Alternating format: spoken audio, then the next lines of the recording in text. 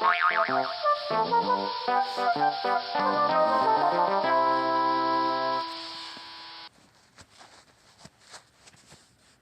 Berenstain Bears.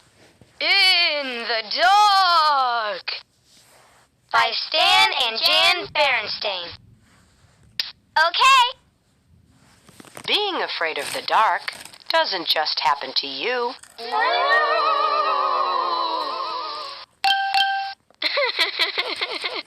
It happens sometimes to little bears, too.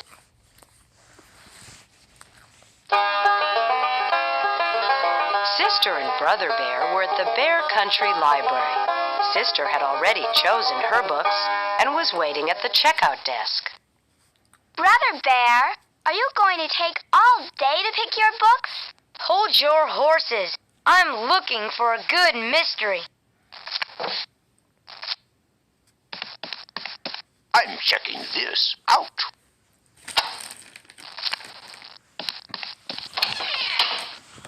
Brother, how hard can it be to pick a book? I'm going as fast as I can. Well, hurry up.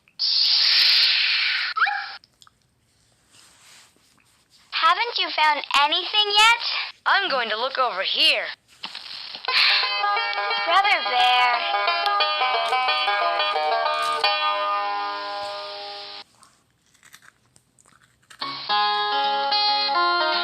Sister Bear usually took out storybooks and books about nature, and sometimes books of poems. Brother liked those too, but lately he'd become interested in mysteries, especially spooky ones. Hey, this one looks good, he said finally. Said Sister. It was called The Case of the Crying Cave. It looks scary to me.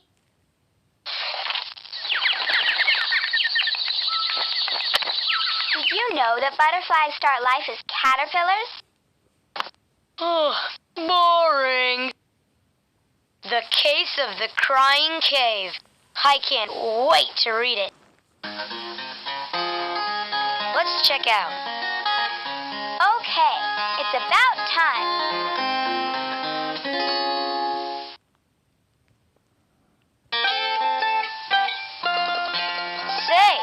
This is really good, said Brother later that evening when the Bear family had settled down for some reading.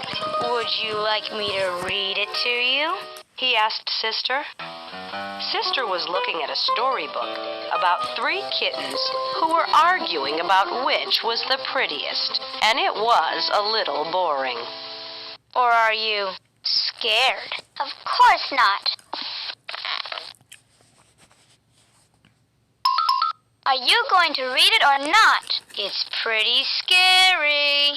I don't care. It's even scaring me. Just read it. Okay, here we go. The Case of the Crying Cave. The mystery began quietly. It told about some Bear Scouts who were on an overnight campout when the Scouts discovered a dark, secret cave. Brother's mystery began to get a little exciting. A mysterious cave, said the Bear Scouts. We should explore it. And when the cave began to cry and wail, it was anything but quiet. Ooh, cried the deep, dark, mysterious cave. Ooh! Stop! That's enough!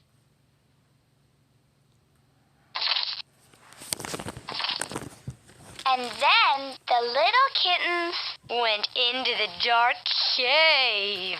Brother Bear, stop that! Sure is noisy around here tonight.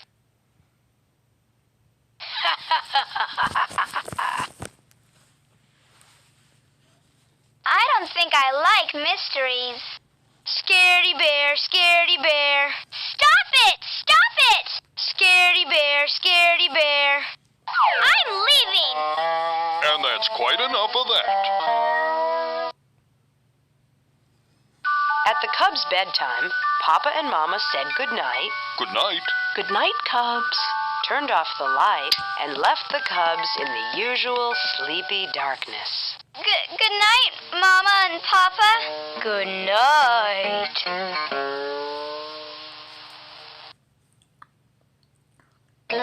Outside the treehouse, the bright, busy sounds of the day had given way to the soft, soothing sounds of night.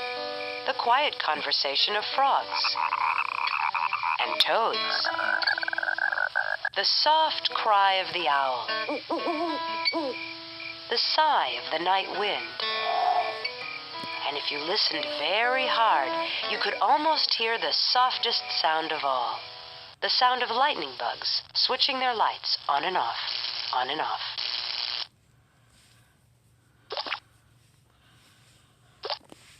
I'm taking the garbage out now.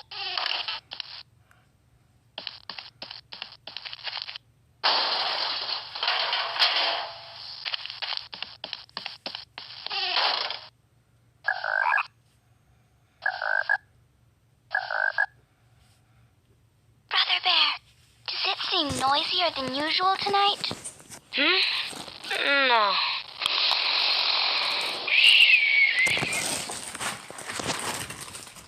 But inside the treehouse, Sister Bear wasn't even beginning to fall asleep.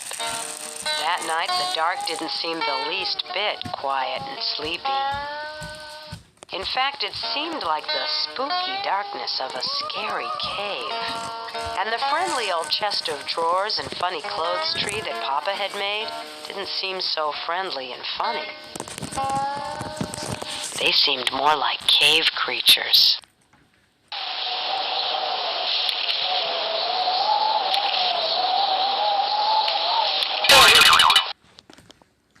So when Brother decided to tease her a little more by making a wailing noise, a really spooky wailing noise, it gave her quite a scare. Mama,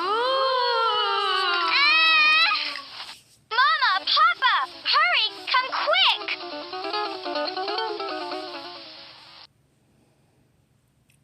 And come quickly they did. Papa rushed into the room and tripped over the clothes tree. Mama rushed in after Papa and tripped over him. In the commotion, Sister fell out of bed and landed on both of them.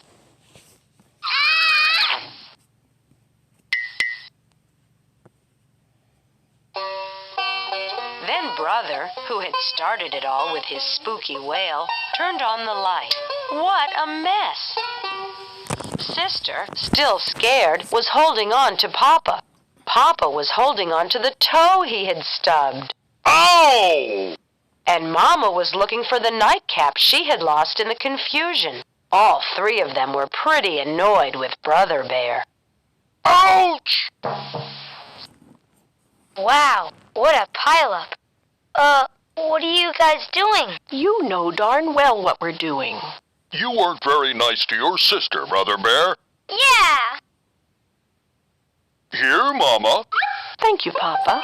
Come on now, let's get back to bed.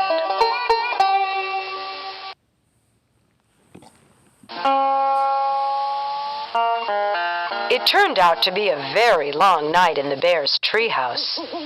Papa and Mama tried to explain that there was nothing to be afraid of in the dark, except maybe running into a clothes tree and stubbing your toe. But it didn't do any good.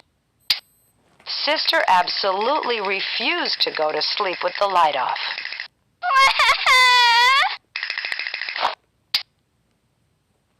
And Brother positively insisted that he couldn't fall asleep with the light on.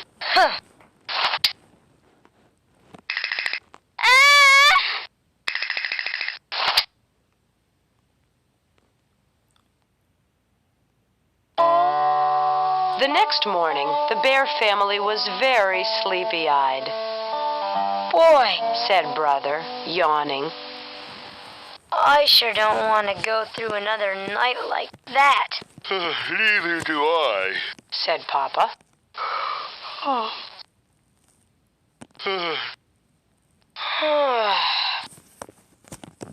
I only had 3 hours of sleep last night. That's 3 more than some of us. One night like that is about all we can stand. I think I have an idea that might help. Come with me, Sister Bear.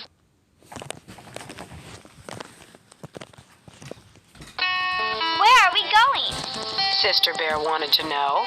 Up to the attic. The attic? But it's dark in the attic, even in the daytime. I know, Said Papa. but there's something I want to show you. Anyway, there's nothing so special about the dark. It's just part of nature, like the light. It's your imagination that makes the dark seem spooky sometimes.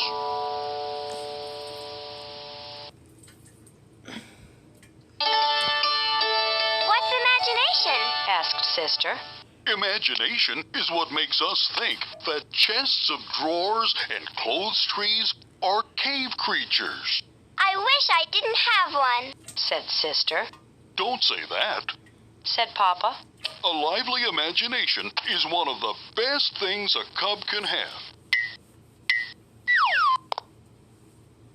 It's imagination that lets us paint pictures.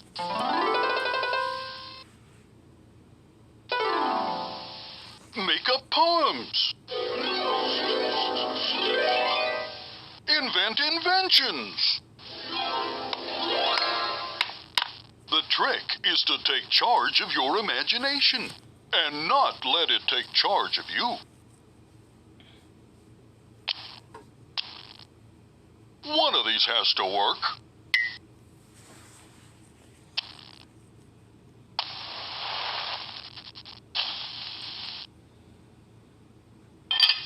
Well, finally.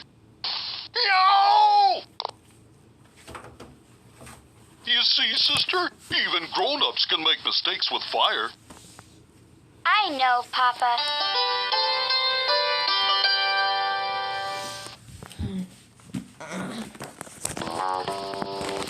When they got to the attic, Papa began to rummage through boxes, looking for something.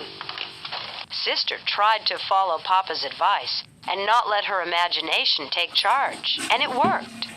A spooky shape turned out to be the shadow of some old tools.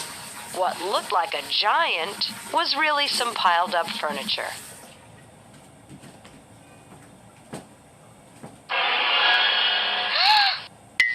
Oh, it's just me.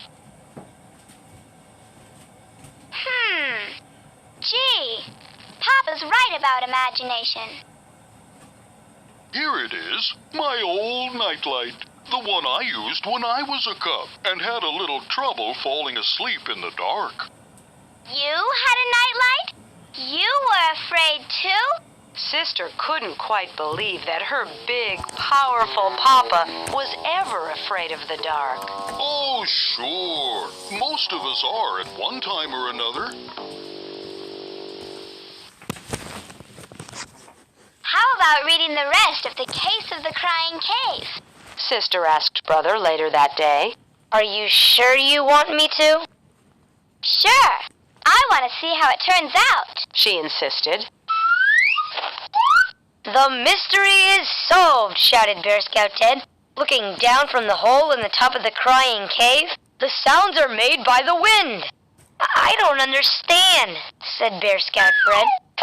I'll show you, said Bear Scout Ted. It's like when you blow across the top of a bottle. So that's what it was. The wind. They let their imagination fool them. It turned the sound into a scary monster. When it turned out that there was nothing very spooky about the terrible wailing noise, Sister was a little disappointed, and that night she said so. I was pretty disappointed by the way The Case of the Crying Cave ended. Why? Asked Brother. Because I was hoping the wailing would be a really spooky, scary monster. Cut that out, Cried Brother. Is that you, Papa? Yes, it is. You kids go on to sleep now. Ooh! Are you scared? Ooh! Stop it! Then Sister went right to sleep, but Brother lay awake for quite some time, listening to the owl hoots and thinking that maybe he'd had enough mysteries for a while.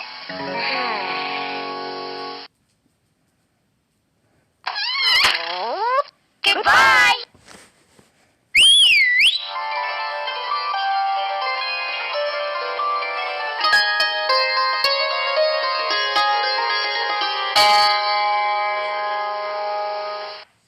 If you want the story read... Well, if you say so. Bye.